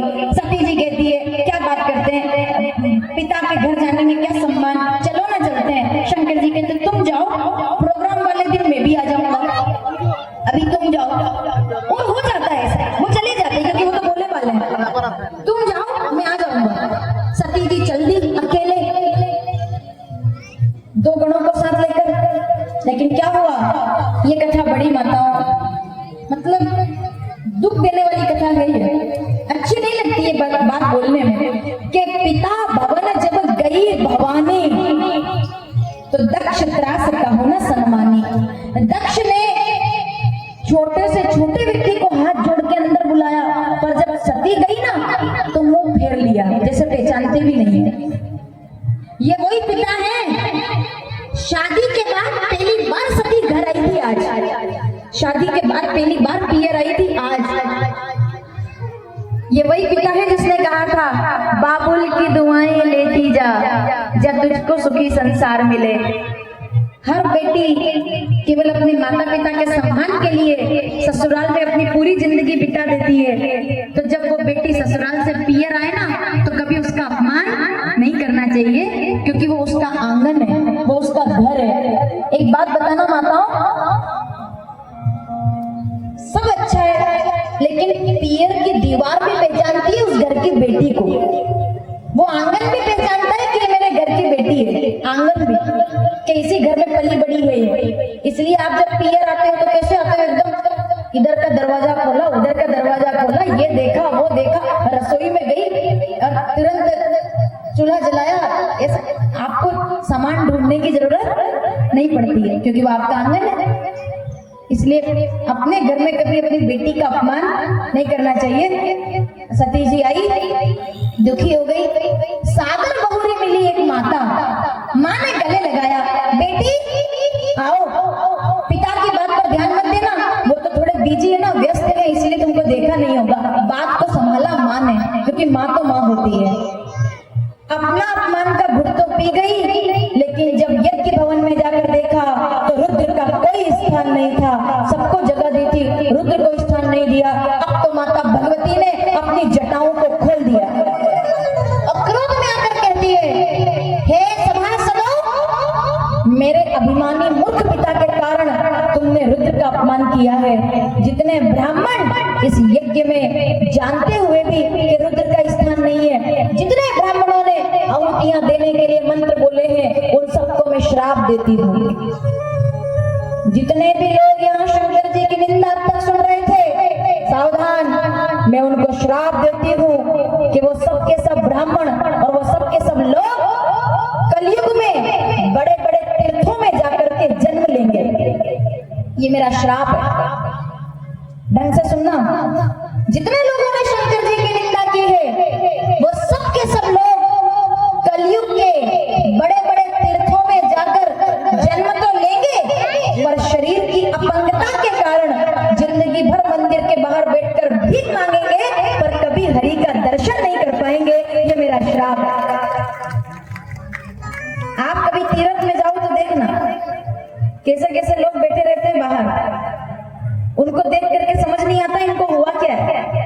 ऐसे ऐसे बीमार लोग, चलो ठीक है, भिखारी होना अलग बात है, पर कुछ तो ऐसे होते हैं कि जिंदगी भर भीख मांगते हैं पर कभी मंदिर के अंदर जाकर दर्शन। ये कौन लोग हैं? ये वही लोग हैं जिनको माता सती ने श्राप दिया, जो तीर्थ में रहते पर दर्शन नहीं कर पाते। समझ रहे हो आप? मेरे पिता ने भी अपराध किया है, सबसे बड़ा अपराध तो मैंने किया है, इसीलिए मैं अपने इस शरीर का त्याग कर रही हूँ। माता सती ने अपने शरीर का अग्नि में जल करके परित्याग कर दिया। बोलिए जगदम्बे मात की। माताओं, ये कथा बड़ी विचित्र है। देखो, शिव पुराण में इसका बड़ा अच्छा वर्णन आता है कि जब शंकर जी को समाचार मिला, समाचार सब शंकर पाए, वीरभद्र जटा में से बाल निकाला, धरती पर फेंका, वीरभद्र प्रकट हो गए। वीरभद्र करी कोप पठाए, खून के प्यासे बनकर के तलवार उठाई वीरभद्र ने और दक्ष की गर्दन धड़ से अलग कर दिया। धड़ धरती पर गिर गया और मस्तक यज्ञ कुंड में जलकर स्वाहा। हाहाकार मच गया सब तरफ। शंकर जी आए, माता सती के, अब ये बड़ी अच्छी कथा है, जले हुए अंग को कंधे पर रखा। जल गई थी ना वो, तो अंग को कंधे पर रखा तो उनकी भस्म राख शंकर जी के शरीर पर चिपक गई, लग गई। उसके पहले शंकर जी ने कभी भस्म धारण नहीं किया था। माता सती के जले हुए अंगों को जब उन्होंने अपने शरीर पर रखा तो भस्म उनके शरीर पर चिपक गई। शंकर जी ने उस भस्म को कभी हटने नहीं दिया, क्योंकि वो अपनी पत्नी से प्रेम करते थे, वो शक्ति का आदर करते थे। इसीलिए तब से लेकर अब तक शंकर जी को भस्म चढ़ाई जाती है, क्योंकि भोलेनाथ ने उस भस्म को पहली बार धारण किया। तो शंकर जी ने सती माता के अंगों को उठाया, भस्म चिपक गई। कई वर्षों तक माता सती के अंगों को, शरीर को लेकर वो घूमते रहे। तब देवताओं ने सोचा, ऐसे घूमते रहेंगे भोलेनाथ? अरे भाई, मोह नहीं है, प्रेम है, ये प्रेम। माता सती से प्रेम तो था उनका, तो उस शरीर को अलग नहीं होने दिया उन्होंने। तब नारायण भगवान से देवताओं ने प्रार्थना की, तो नारायण भगवान ने अपने सुदर्शन से माता सती के शरीर के टुकड़े किए। सुदर्शन चलाकर जो जले हुए अंग थे, जितनी जगह उनके वो टुकड़े गिरे, वहां वहां शक्ति पीठ की स्थापना स्थापना हो गई। बोलिए जगदम्बे मात की। 51-52 शक्तिपीठ है पूरे भारत में, जहां जहां मां भगवती के अंग गिरे। क्यों सुदर्शन से काटे अंग? क्योंकि शंकर जी उस शरीर को अलग नहीं कर रहे थे, तो वो अंग गिरे, अंग तो गिर गए पर भस्म नहीं छूट पाई। भस्म को भोलेनाथ ने धारण कर लिया माता सती के रूप में। समझ गए आप? इसको कहते हैं शुद्ध प्रेम। तब से लेकर अब तक शंकर जी को भस्म चढ़ाई जाती है, क्योंकि वो भस्मांग रागाय, आहा, भस्मांग रागाय विभूषिताय नित्याय शुद्धाय दिगंबराय तस्मै नकाराय त्रिलोचन नागेंद्र हाराय त्रिलोचनाय। भस्मान वो साक्षात भगवान भस्म धारण करके भस्मीभूत हो गए। तब शंकर जी कैलाश पर आए। अब यहाँ माता सती की माता तब करती है, प्रार्थना करती है, शंकर जी प्रसन्न हो गए। मांगो क्या मांगती हो? बोले मेरे पति को जीवन कीजिए, आप जीवन दान दीजिए, तभी यज्ञ पूरा होगा। शंकर जी प्रसन्न हो गए। दक्ष को जीवित कैसे करे? सर तो है नहीं, तो बोले काम करो, इसको सर लगाओ। काय का सर बताओ? सब प्रार्थना कर रहे हैं, उर्वारुकमेव वंदना नत्युर्वक्षीय मामृता। आइए प्रार्थना करते हैं सब मिलकर के। सबने प्रार्थना की।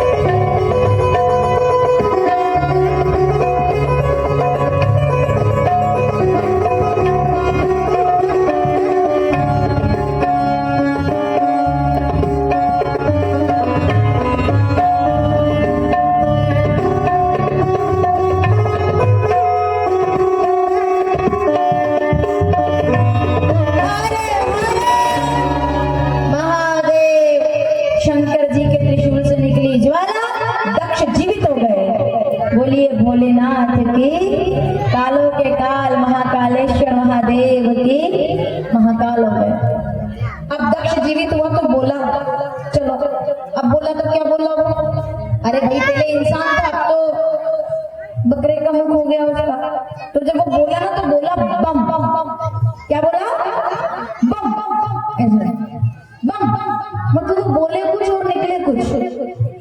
बम बम बम बम ऐसे। अब जैसे बम बोला, शंकर जी जोर से हंसे। पूरे कैलाश पर उनके हंसने की आवाज गूंज गई। सब गण आ गए, क्या हो गया?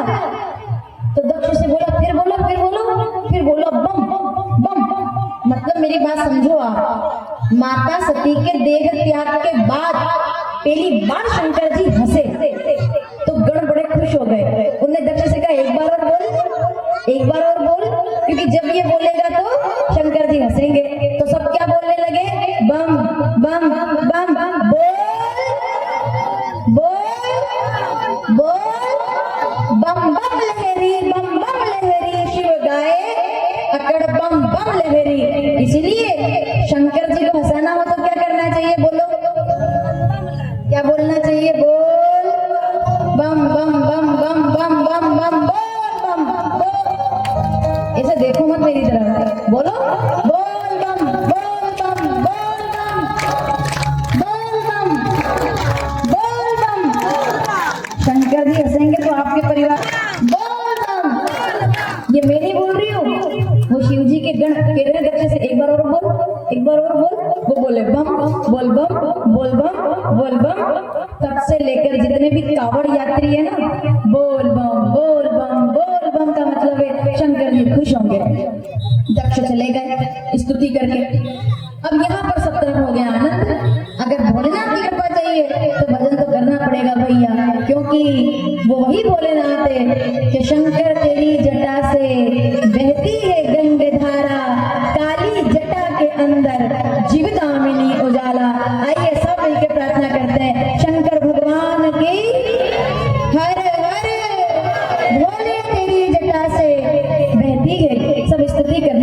आइए हम भी प्रार्थना करते हैं। बहती है गंगधारा,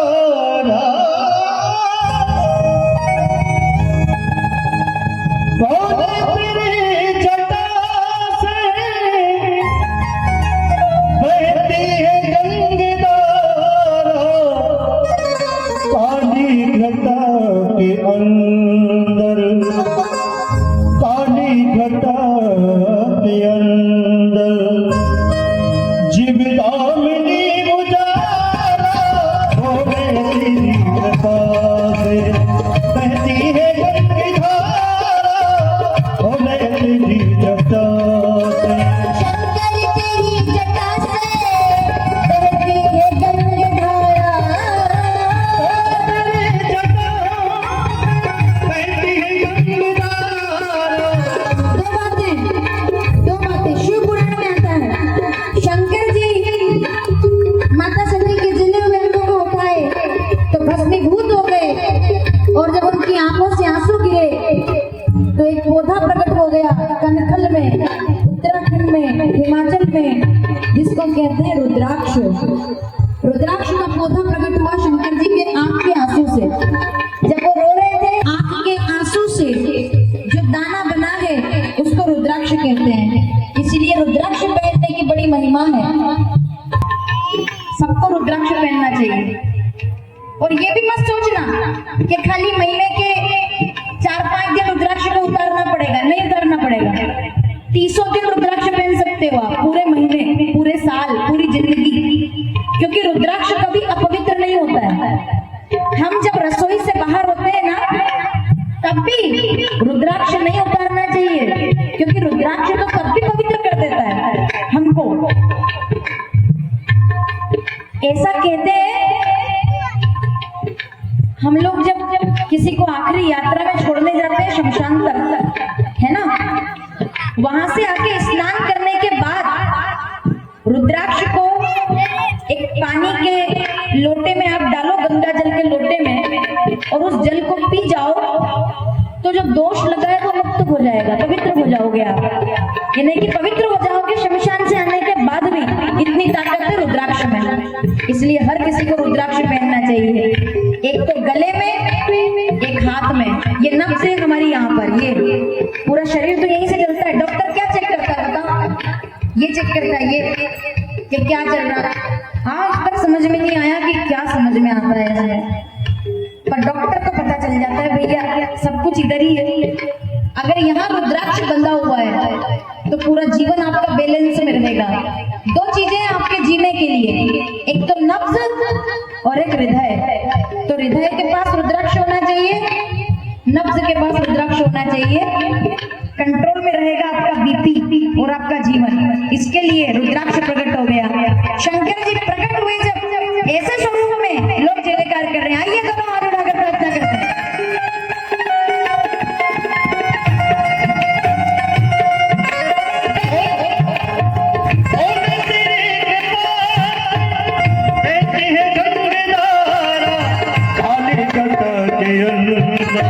काली घटा के अंदर जीवदामिनी उजाला हो तेरी कृपा से, बहती है गंगधारा हो तेरी जटा से।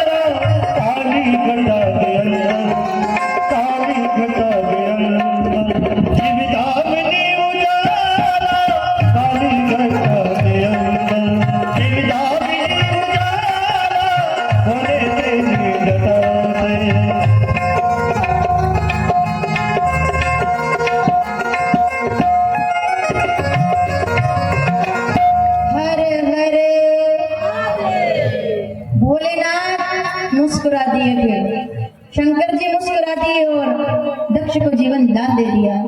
अच्छा, जितनी जल्दी नाराज होते हैं उतनी जल्दी खुश भी। भोलेनाथ को मनाना सबसे सरल है भैया। शंकर जी का मामला बड़ा अद्भुत है। कितने देवताओं को कितना मनाना पड़ता है तब जाकर मानते हैं। शंकर जी खाली जल चढ़ाने से मान जाते हैं। एक भगत, चलो भगत जाकर पूजा करे तो और बात है, चोर पहुंच गया एक बार मंदिर में भोलेनाथ के। सुनो माता, शंकर जी कितने सीधे हैं। चोर पहुंच गया, चोर। अब मंदिर में ढूंढा उसने। अब राम जी के मंदिर में जाए तो लड्डू मिले, कन्हैया जी के मंदिर में जाए तो बर्फी मिले, जगदम्बा के मंदिर में जाए तो हलवा पूड़ी मिले, शंकर जी के मंदिर में भांग धतूरा आंकड़ा यही मिले थे। अब जाकर के फंस गया वो, कुछ मिला नहीं उसको। शंकर जी के भगत भी शंकर जी जैसे कुछ लेकर नहीं गए उधर, जल चढ़ा चढ़ा के आ जाए। अब उसने सोचा कुछ नहीं मिल रहा, सुबह से लेकर शाम हो गई, भूखा प्यासा मंदिर में एक तरफ बैठा रहा चुपके। बोले रात में कुछ लेकर जाऊंगा। आधी रात हो गई, 12 बज गए, 12:30 बज गए। इसने कहा भैया कुछ मिलने वाला नहीं है।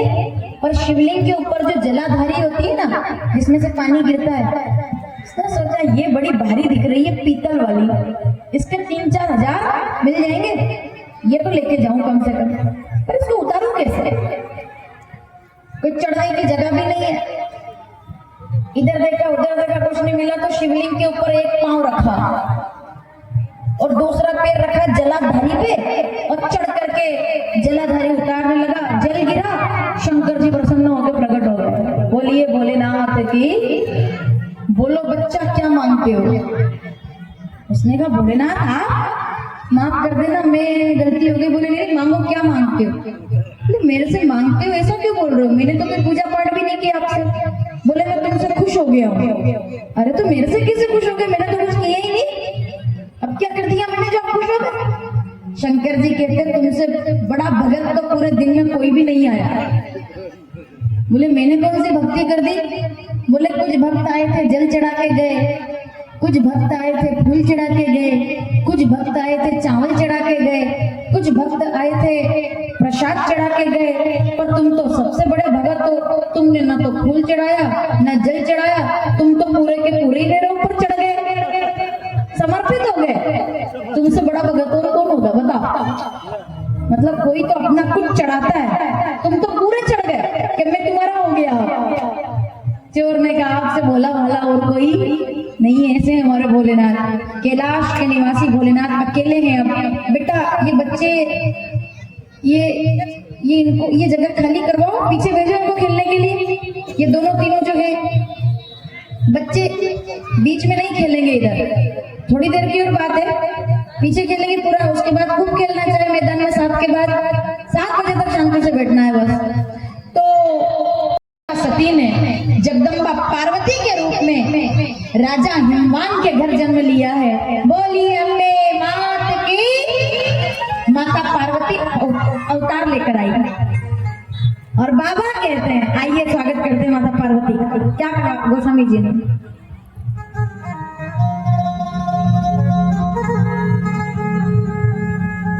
जब ते उमा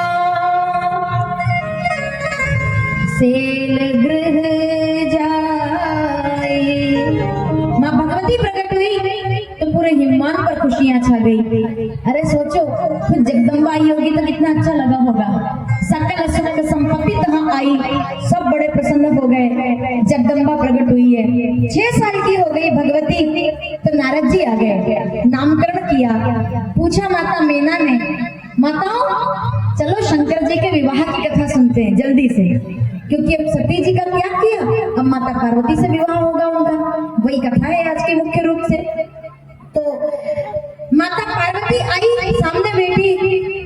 माता मीना ने कहा हमारी बच्ची का नामकरण कीजिए। उन्होंने कहा सुंदर सुभग सुशील सयानी, नाम उमा अंबिका भवानी। इनका नाम उमा, पार्वती, गोरा, यही इनके नाम होंगे। कोई दोष तो नहीं है इनकी कुंडली में? बोले इनके अंदर तो कोई दोष नहीं है, लेकिन इनके जो पति होंगे वो दोषों के भंडार होंगे, अवगुणों का खजाना होंगे। कितने अवगुण होंगे उनमें? तो सुनो, इनके पति कैसे होंगे? बाबा कहते हैं, सुनो कैसा होगा इनका पति। अगुण अमान,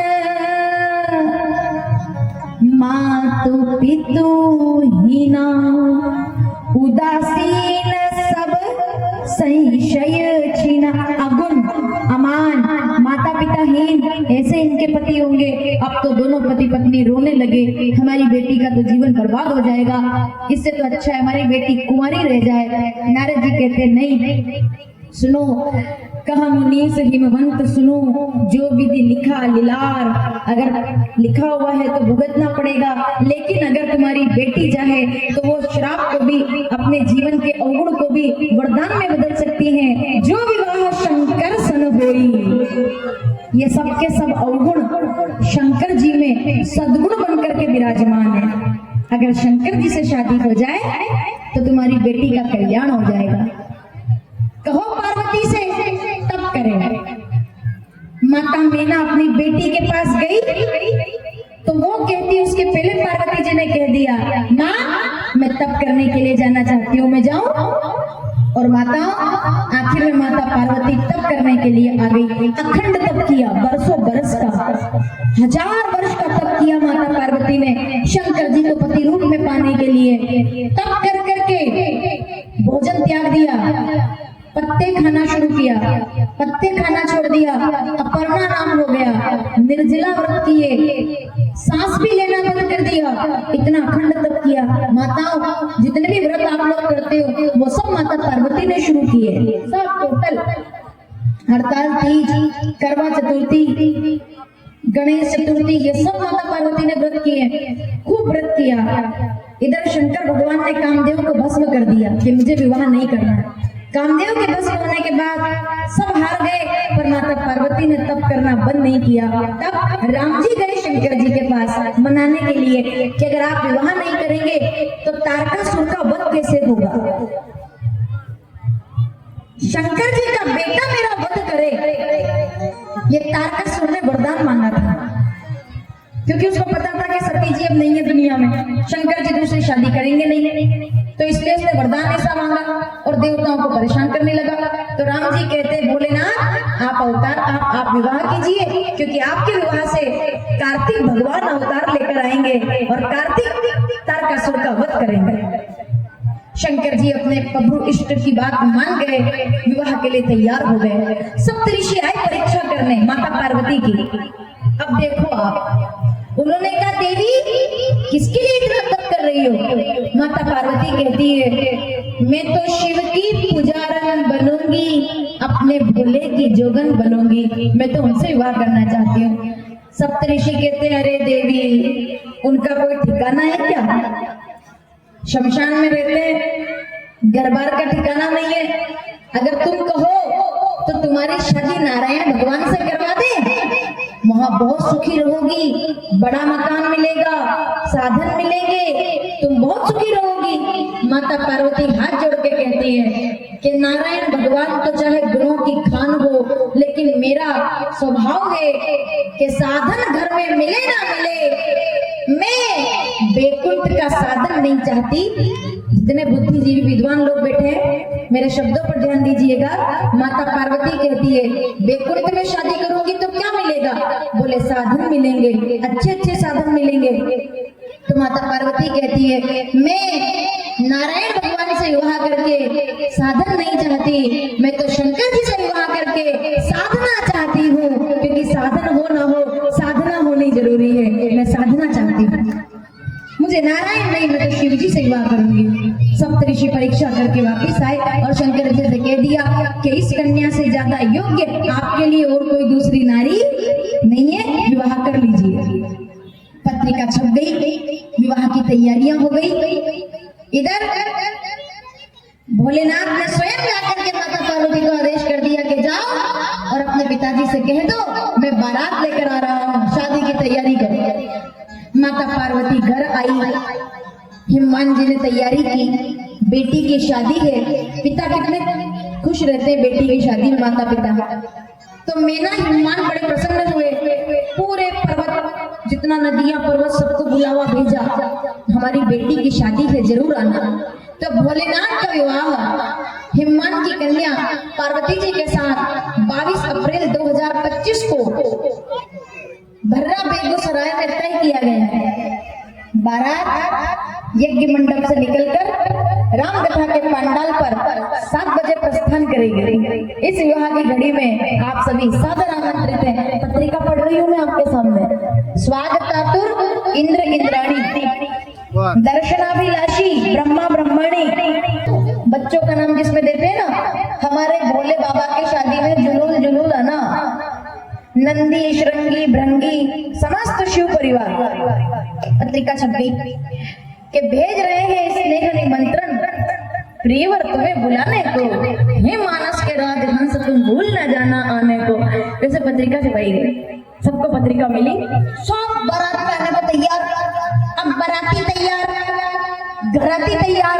शंकर जी बैठ गए ध्यान में, राम राम राम। देवताओं ने कहा हो गई शादी। अब ये उठेंगे 1000-2000 साल बाद। उधर पूड़ियां जलेबियां बनना शुरू हो गई है बारात के स्वागत के लिए, गरम कचौरी हलवा बन गया है और ये ध्यान पे बैठ गए। सबने खूब डमरू बजाया, खूब नाचे। तो शंकर जी ने आंखें खोली, हाँ भाई सब यहाँ कैसे? देवताओं ने कहा प्रभु ऐसी गजब मत करो, आपकी शादी है आज, जल्दी करो बारात जाना है। शंकर जी ने कहा हाँ चलो चलो चलो। देवताओं ने कहा ऐसे कैसे, चलो थोड़ा तो तैयार हो जाओ, थोड़ा तो मेकअप जरूरी है, थोड़ा तो मतलब दूल्हे हो आप। देवियां कहती ऐसे थोड़ी, हम आपके लिए सुंदर पीतांबर लेकर आई हैं, ये पीतांबर स्वीकार कीजिए और पीतांबर पहनकर चलिए। देवताओं ने पीतांबर दिया। शंकर जी कहते अच्छा मतलब उदार के कपड़े लेकर के जाऊं मैं शादी करने? ना भैया जैसा हूँ वैसा ही जाऊंगा, सादा जीवन उच्च विचार। अब दूल्हा एक दिन 50,000 का कोट पहन भी ले तो एक दिन पहनने के बाद पूरी जिंदगी अलमारी में ऊपर रखा रहता है वो पूरे जीवन, क्योंकि उसके बाद दूसरी बार पहनता है क्या बताओ? पर खर्चा उसमें कितना करता है? 20,000 का कोट, 50,000 का कोट, जबकि उसको पहनना टी शर्ट ही है, लेकिन शादी में जाएगा तो कोट पहन रहा जब हम बन करके मिलते, क्योंकि शुरू से हमारे यहाँ ये नियम। शंकर जी कहते नहीं, मैं 12 महीने जैसे रहता हूँ वैसे ही जाऊंगा, दिखावा करके नहीं जाऊंगा। इसलिए जैसा हूँ सादा जीवन। कन्याओं को देखो अभी आप, जब दुल्हन बनती है वो 35,000 40,000 का तो मेकअप होता है बस। और क्या करता है मेकअप? गोरा कर देता है। कितनी देर के लिए? 3 घंटे के लिए, 2 घंटे रिसेप्शन के टाइम के लिए, समझ रहे हो? आंखें हो जाती है नीली, लेंस लगा लेते हैं आजकल, पलकें बड़ी बड़ी, ऐसा लगता है देवी उतर के आई है बिल्कुल। पर वो कब तक लगती है? जब तक चेहरा ना धोए। अगले दिन जैसे घर गई ससुराल और जैसे सुबह चेहरा धोया तो घर वाले भी नहीं पहचान पाते, बोले यही थी क्या कल? ये वास्तविकता है। पूरा उसका चेहरा बदल देते मेकअप से। अरे भाई अगर कोई जरूरत से ज्यादा मेकअप कर रहा है तो इसका मतलब ये दूसरों को बाद में पर पहले खुद को बता रहा है कि मैं सुंदर नहीं हूँ। क्या जरूरत है? क्यों करना मेकअप दूसरों को खुश करने के लिए? जैसे हो वैसे रहो ना। आप क्यों हम किसी को दूसरे को प्रभावित करना चाहते हैं? क्या दिखाना चाहते हैं? शंकर जी कहते हैं नहीं, मैं भैया कोई पीतांबर नहीं पहनूंगा, बागंबर लपेट लिया। एक देवता ने कहा साफा बांध लो। साफे को क्या बोलते हैं आपके यहाँ? पगड़ी जो दूल्हा पहनता है। बोले अच्छा साफा बांध लो। शंकर जी ने कहा ये साफा किस काम का? 5 रंग का। मेरा साफा पर्सनल है। कौन सा? जटाएं खोली और बड़का दूध लगाकर बढ़िया साफा बनाया। तो एक देवी कहती है मोर लगा लो। मोर का मतलब जानते हो? कलंगी। वो दूल्हा इधर जो लगाता है कलंगी बोलते हैं उसको। शंकर जी ने कहा ये कलंगी किस काम की? रेशम की, टूट फूट जाएगी। मेरे पास है कलंगी नाग महाराज। आंखें उनकी लाइट जैसी चमक रही है लाल, और बीच बीच में जीवन लगा निकालते तो ऐसा लगता है जैसे 3D, एकदम 3D कलंगी है ये। फां ऐसे। अब सोचो उनके सिर पे फां ऐसे नाग महाराज बैठे हैं, किसकी ताकत है कि माला पहना दे उनको? एक देवी कहती है कान में कुंडल पहन लो, कौस्तुभ मणि का कुंडल है। शंकर जी ने उठाया काला बिच्छू, लाल बिच्छू। उन्होंने कहा ये कुंडल ज्यादा अच्छे हैं, वाइब्रेट भी कर रहे हैं बीच बीच में, गुम गुम गुम। और बिच्छू तो ऐसे ही होता है। देवताओं ने कहा हो गई शादी। अब दूल्हे को सांप बिच्छू देख के कोई लड़की देगा अपनी? एक ने कहा कमल के फूल की ताजी माला है, खुशबू आएगी। शंकर जी कहते माला पहनूंगा पर कमल के फूल की थोड़ी, मुंडों की माला। सोचो आप, मतलब अगर मुंड दिख जाए किसी को तो 3 दिन नींद ना आए। अगर किसी को इंसान का मुंड दिख जाए, हड्डी भी दिख जाए, तो भूत पिशाच निकट नहीं आवे महावीर 10 बार हनुमान चालीसा पड़ेगा हो। इनने पूरी माला पहन ली मुंडों की। और मुंडों की माला, एक देवता ने कहा थोड़ा पाउडर लगा लो, कॉम्पैक्ट लेके आए हैं आपके लिए, शानदार ब्रांडेड। शंकर जी ने कहा ये पाउडर खाली इतनी देर चलेगा जब तक पसीना ना आए। मेरा पाउडर है कौन सा? भस्मीभूत हो गए पूरे। ऐसे भस्म लगाई कि 3 मिनट तक तो दिखा नहीं कि किधर है भोलेनाथ। पूरा बम बम भोलेनाथ। ठीक है भैया, नारायण भगवान आ गए। बोले बताओ काय पे बैठोगे? एरावत हाथी पर बैठोगे, उच्च श्रवा घोड़े पर बैठोगे? शंकर जी कहते आहा, किराए का घोड़ा किराए का हाथी नहीं चाहिए, अपने नंदी पे बैठूंगा। और नंदी पे हो के सवार। क्या बात है भोलेनाथ बैठे, और बैठे भी उल्टे, नंदी उधर भोलेनाथ उधर। देवताओं ने कहा भैया खाली बारात ही जाएगी, शादी वादी कोई नहीं हो रही। कोई माता पिता पागल होंगे जो इनको अपनी बेटी देंगे? बताओ।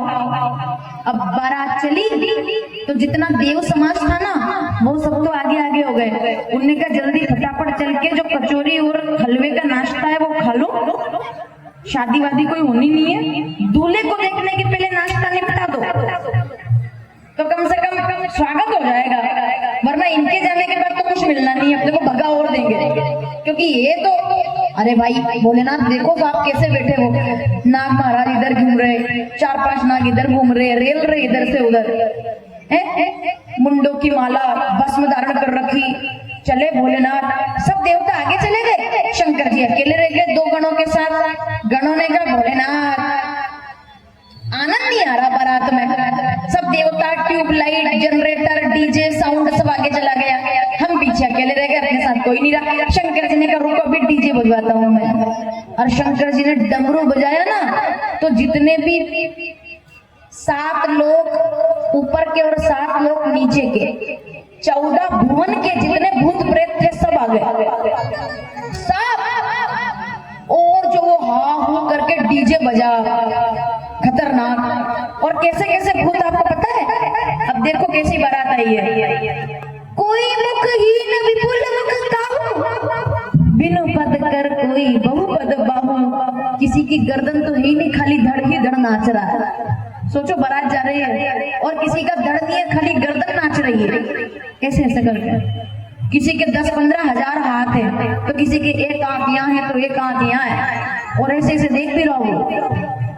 हाँ बारात गई ना, इधर सब चल रही है, हा हूँ डाकिनी शाकिनी भूत पिशाच पलीत प्रेत सब आ गए। ठीक है भैया, इधर अब माता मैना बड़ी खुश, बारात आ रही है बारात। अब दिक्कत ये है कि इस पूरे परिवार ने कभी शंकर जी को देखा ही नहीं कि भोलेनाथ कैसे हैं। इनने तो खाली गुरुजी नारद जी ने बोल दिया कि अच्छे अच्छे हैं तो शादी फिक्स कर दी। इनको पता थोड़ी कि कैसे दिखते हैं। तो नारद जी आए, बोले बारात आ गई बारात आ गई बारात आ गई। सब दरवाजे पे आ गए। नारद जी ने कहा माता जी मैना जी से चलो आपको दूल्हा दिखाता हूँ मैं छत पे। महल की छत पे चढ़ के देखते हैं। तो 10-15 दासियां, नारद जी और मैना जी आ गए बारात देखने। अब बारात देखने आए तो खूब अच्छे अच्छे ढोल बाजे बज रहे, डीजे बज रहा, साउंड बज रहा, सब हो रहा। और तब आगे ही आगे चल रहे थे देवराज इंद्र। वो देखो बारात आ रही है। माता मैना ने कहा वाह वाह वाह वाह कितना सुंदर दूल्हा है, देखो तो क्या हाथी पर बैठकर आ रहा है, वाह। नारद जी ने कहा नहीं नहीं रोंग नंबर लगा रहे हो आप, ये दूल्हा नहीं है। फिर बोले ये तो उनके यहाँ काम काज करने वाले लोग हैं, अंतरी मंत्री संतरी एम्प्लॉयज, ये तो देवराज इंद्र है, ये भोलेनाथ नहीं है। दूल्हा तो पीछे है। मीना जी ने सोचा जिनका अंतरी मंत्री संतरी इतना सुंदर है वो तो गजब होंगे। उनके ठीक पीछे चल रहे थे ब्रह्मा जी। ब्रह्मा जी को देख करके कहा गुरुजी है तो बढ़िया पर उम्र थोड़ी ज्यादा लग रही है। मुंह सब बढ़िया है, उम्र थोड़ी ज्यादा लग रही है। तो नारद जी कहते घबराओ मत, ये दूल्हा नहीं है, ये तो उनके घर के बड़े बूढ़े हैं। अच्छा, फिर खुश हो गई।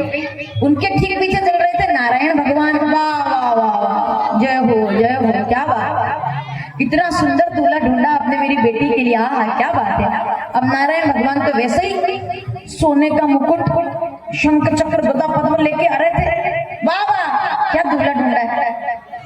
नारद जी कहते फिर रॉन्ग नंबर लगा है, ये भोलेनाथ नहीं है, ये तो उनके दोस्त हैं। तो माता मैना सोचती है कि जिनके मंत्री इतने सुंदर, जिनके बड़े बूढ़े इतने वेल मैनर्ड, जिनके दोस्त इतने सुंदर, वो कितने सुंदर होंगे। वाह वाह, पूरी बारात निकल गई। शंकर जी का पता नहीं। तो माता मीना ने कहा खाली बारात आई है कि दूल्हा भी आया है? दूल्हा क्या है? नारद जी ने कहा वो दूर देखो, लालटेन और मशाल जो जल रही है, उधर ही अपना दूल्हा है। देखा तो नंदी पर बैठकर आ रहा है भोलेनाथ। और जो माता मीना ने बारात देखी साहब, देखो बारात कैसी है। तन छार व्याल कपाल भूषण जटिल नगन भयंकरा, संग भूत प्रेत पिशाच योगिन विकट मुख रजनीचरा। जो जीवित रहे बारात देखत, भाग्य पे बढ़कर सही, देखई उमा सोईवाह घर घर बात। असल लड़के ने कही माता मीना हो गई बेहोश दूल्हे को देख के, एक शब्द नहीं निकला। क्यों? कैसी थी बारात मालूम है? मतलब बारात ऐसी थी कि जो ज्यादा हिम्मत वाले थे, बारात देखने के बाद 15 दिन के बाद होश में आए। जो थोड़े बहुत हिम्मत वाले थे वो बारात देखने के टाइम बेहोश हुए, 15 दिन बाद होश में आए। और जो बिल्कुल हिम्मत वाले नहीं थे वो आज तक कोमा में पड़े हुए हैं, वो जागे ही नहीं। फिर बारात कहाँ गए सब? बारात आई, माता मीना होश में आई। अब देखो माता पार्वती को मंडप से उठाया, चलो बेटी, कमरे में लेकर गोद में बिठा कर दरवाजा लगाया और कहा मर जाऊंगी पर ये शादी तो भैया, ये शादी नहीं होगी। मैंने नारद जी का क्या बिगाड़ा था जो ऐसा दूल्हा मेरी बेटी के लिए ढूंढा। कसकीन शब्दों पर ध्यान दीजिएगा, तुलसीदास जी लिखते हैं कसकीन बरुबो राह विधि जई तुम्हें सुंदरता दई, जो फल चढ़ई सुर तरई सो बर बस बबू रही ला गई। तुम सहित गिरते गिरो पावक जरो, जन निधि मां करो, घर जाई अपजस होई, जग जीवत विवाह न हो करो। मैं पहाड़ से कूद के मर जाऊंगी, अग्नि में आत्मदाह कर लूंगी, समुद्र में डूब जाऊंगी, पर इनके साथ तो बेटी की शादी, ये शादी नहीं होगी। ये आजकल नहीं, शुरू से चला आ रहा है। एक आध बार तो ये डायलॉग आई जाता है, ये शादी नहीं होगी। माता मीना ने कहा ये शादी मैं नहीं होने दूंगी। तो नारद जी आए। नारद जी ने कहा माता जी बारात दरवाजे पे खड़ी है, जमाई जी को तिलक लगा के स्वागत करो। मीना जी ने कहा गजब बदला लिया आपने मेरी बेटी से, हैं? ये बारात है कि यमराज की सेना है? मेरी बेटी चींटी भी देखे तो भी हम डर जाते हैं कि चींटी से न डर जाए। सांप पेन क्या है इनका दूल्हा, मेरी बेटी तो देख के डर जाएगी।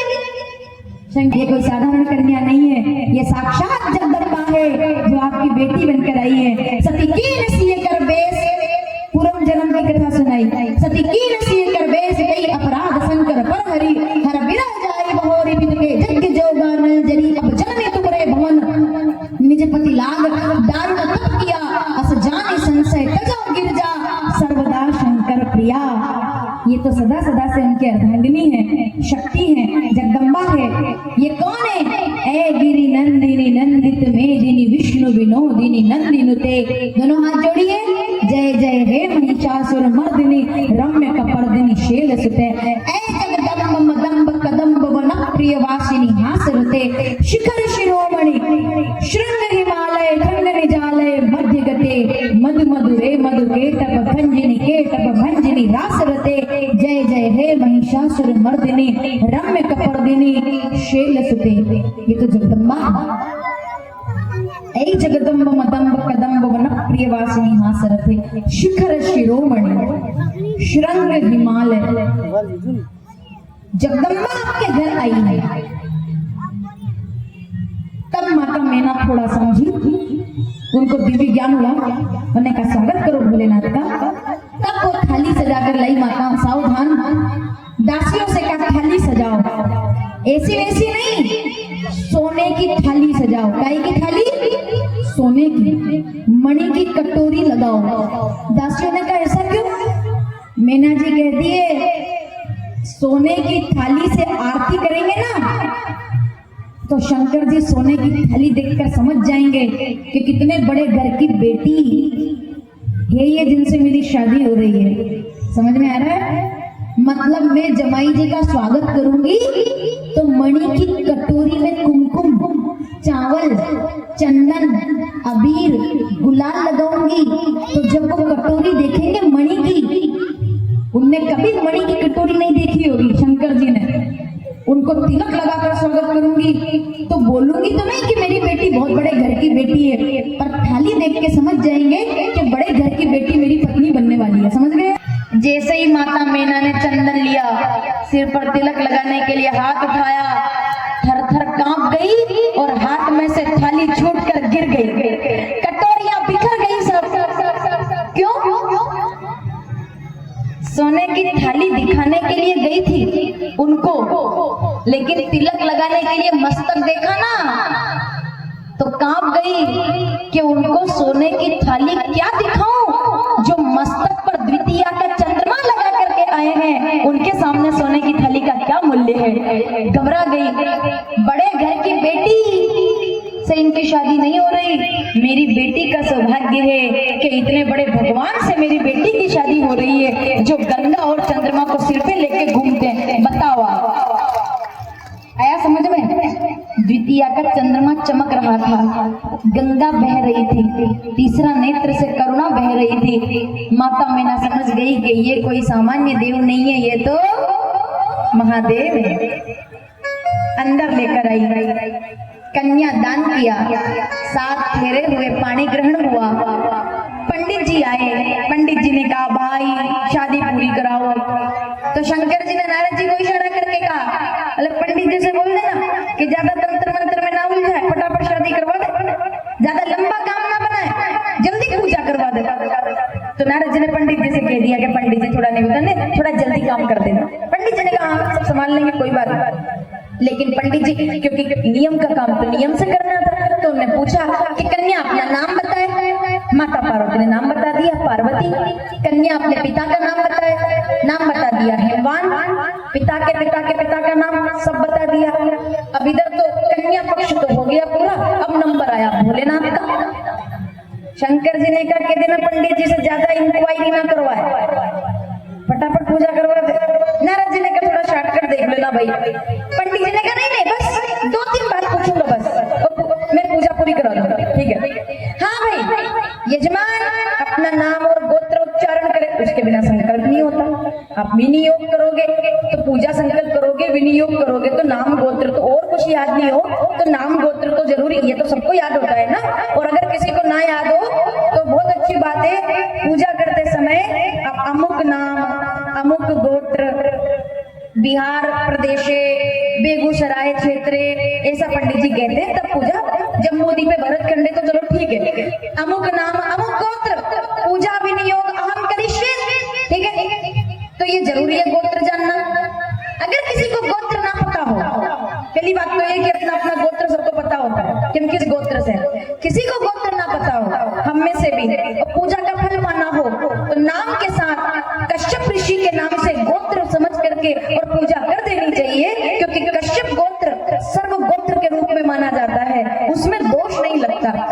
अगर किसी को अपना गोत्र नहीं पता है तो वो कश्यप गोत्र के नाम से पूजा कर सकते हैं, चाहे वो कोई भी हो। तो भैया अब यहाँ पंडित जी ने पूछा, हाँ भाई यजमान अमुक नाम, अपना नाम बताओ। शंकर जी ने कहा भोलेनाथ। ठीक है, हाँ भाई यजमान अपने पिताजी का नाम बताओ।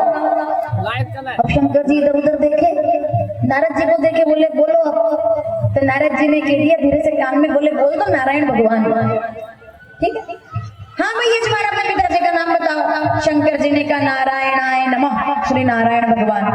अच्छा अच्छा ठीक है, चलिए यजमान अपने दादाजी का नाम बताओ। शंकर जी ने नारद जी की तरफ देखा, मैंने कहा था ना इंक्वायरी मत करवाना, जल्दी निपटाना का।